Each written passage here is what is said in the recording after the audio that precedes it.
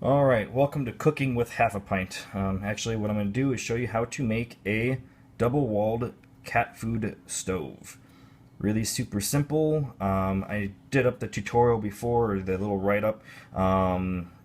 It didn't make sense for some of you. I reread it. It didn't make sense to me.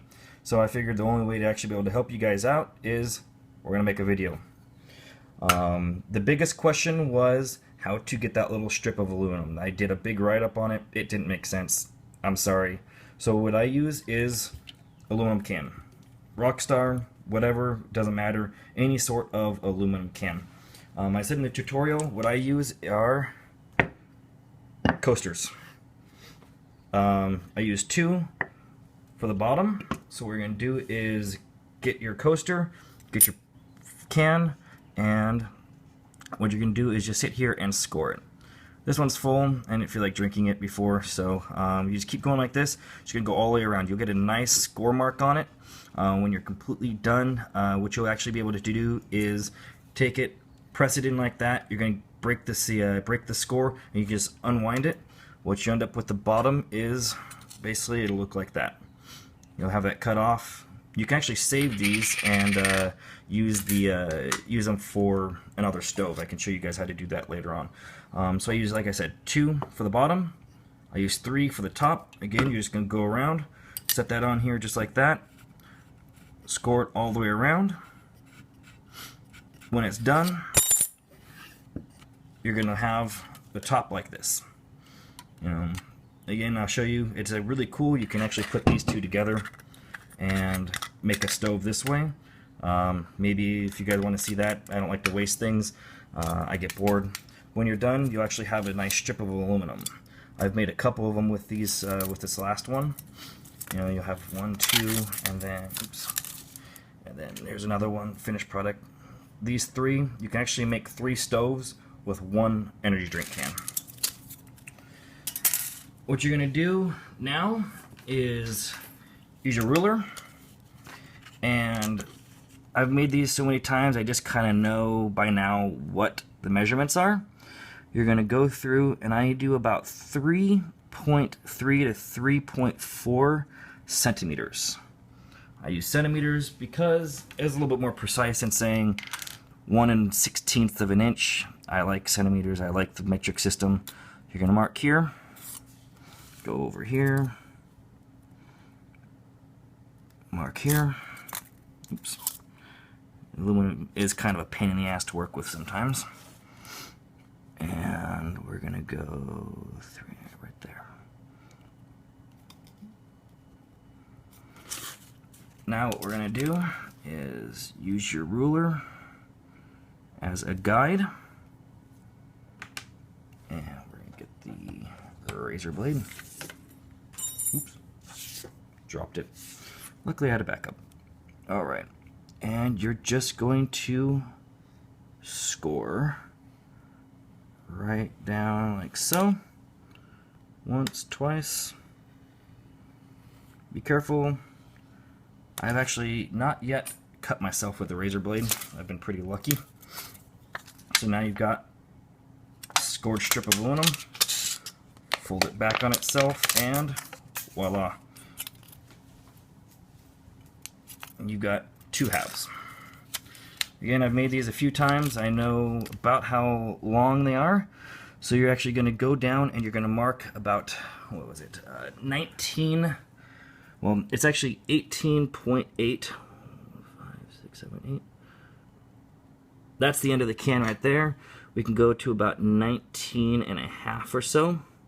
Mark there. That's where you're going to cut across this way.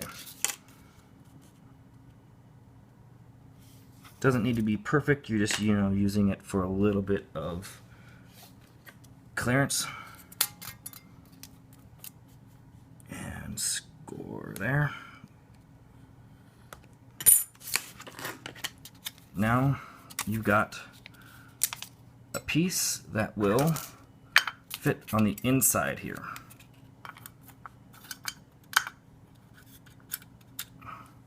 But perfect. Sits right in there. You've got a little bit of a ridge on that inside wall that's going to really help the JB weld.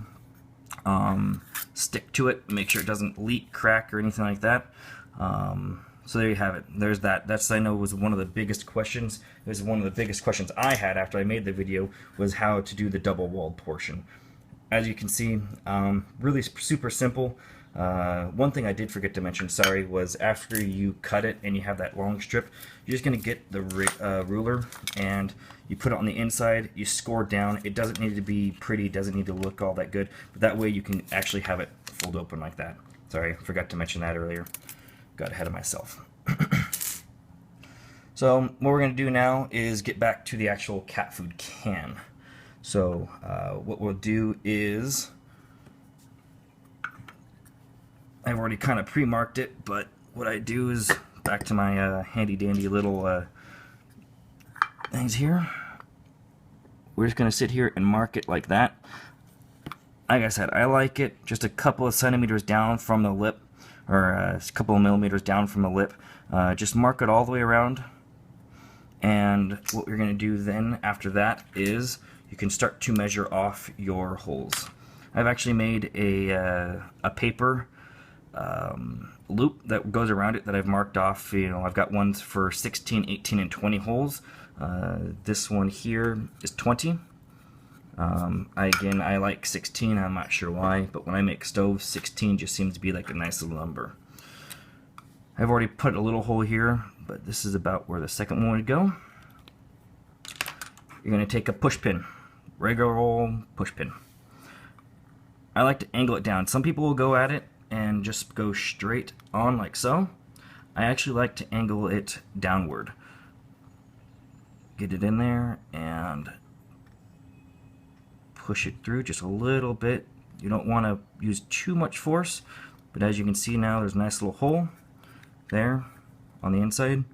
The reason I push them in at a downward angle is when the jets come out, they actually will blow downwards and then come up instead of blowing straight out, so you'll actually try to get as much of your heat underneath your pot. I have the was it the MSR Duelist, the two-person MSR cup. It fits on there. It's a little bit around here. Sits about like that. If you have it going out, it'll actually, you'll lose a lot of your heat going around your pot, whereas I like to have it right underneath.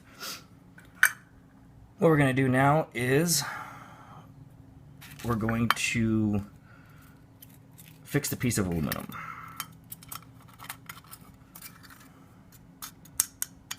So what you can do is, if you didn't measure before, you can just put a little mark here. That's going to be, let's see if you guys can see that, right there. Oops. Shoot. Sometimes this happens if you're not careful. When you're making it, it actually now got stuck on the inside here. It just, I press it down a little too hard, and now it's stuck on the inside. Oh well. What you're going to do is, this one's already pre-made like I said. I use a little bit of super glue, just a drop on the outside to make it hold up to itself, so that way you can put the JB weld. So you can see there's the inside line right there. What I do is I take the JB weld, mix it up, put a bead right across here. When you go to set it inside your cat food can, it's just going to set in like so. You'll have your wall, your inside wall. You're going to put your JB weld right on the top up here. You just go all the way around. I use actually a chopstick. I kind of shave it down so it gets a nice little flat piece. And you can actually get it in there. You can work it in. You can kind of put it around the lip like so, so it really works and really compacts that JB weld on the inside there. You're going to let it sit there and cure for about 24 hours. You can fast or make the cure process go a little bit faster, but 24 hours isn't that big of a deal, unless it's life or death, but we're not going to worry about that right now. So there you have it. There's your double-walled cat food can, your cat food stove. This is the middle of the process. I like to have a lot of them that I do. There's the finished. Got the holes in there. There you have it. Simple.